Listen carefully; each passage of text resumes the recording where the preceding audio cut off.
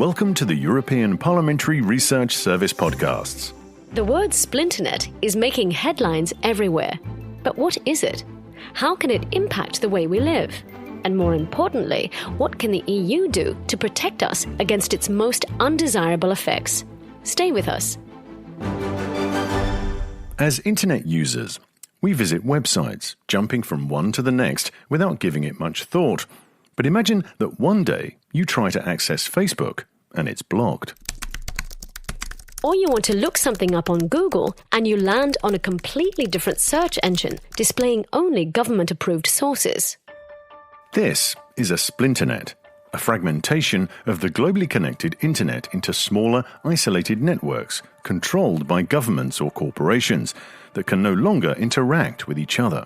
Now, fragmentation can be total or partial.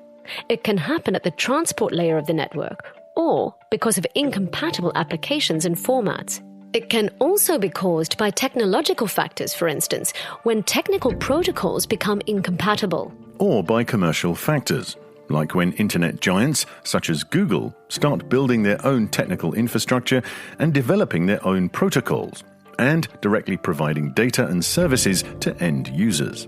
And let's not forget the political factors and the role of states and their strategic interests to control, even manipulate, the cyberspace as a driver of internet fragmentation. Let's take Russia as an example.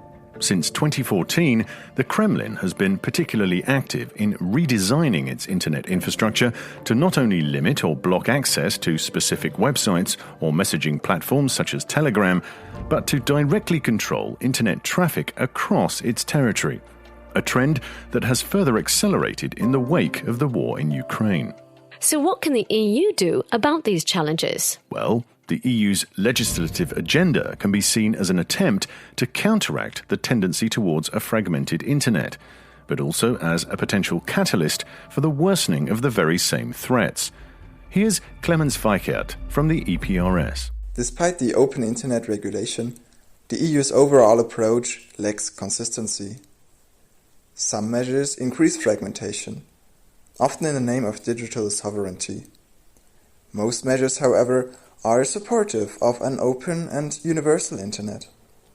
They favor competition between private actors, enshrine principles of network neutrality, or promote interoperability. Other EU measures, through dedicated research programs, support the elaboration of a distributed and decentralized network architecture. The European data protection law has become a unifying factor at European level, but it's caused some fragmentation at global level, with several websites, especially in the US, closing off to European internet users to avoid falling into the extraterritorial scope of the law. Truth is, recent EU legislation on the Digital Services Act, Digital Markets Act, Artificial Intelligence Act, and on cybersecurity could help address fragmentation, but also have limitations and potentially unintended consequences that need to be addressed to ensure coherent EU action in this field. So 4 possible strategies emerge and have been considered in the EPRS study on Splinternets. The first one is to maintain the status quo, which could work if internet fragmentation doesn't escalate as a problem, but is a risk in the light of current Russian and Chinese actions. A second option is to embrace fragmentation and create a European-only internet space, which could help the EU to assert political and core values, but could also discourage others to comply with EU rules. A third option would be to fight fragmentation with policy measures and tools, which also has its plus and minuses. And finally, the EU could choose to frame discussions as a matter of fundamental rights, necessary in a democratic society.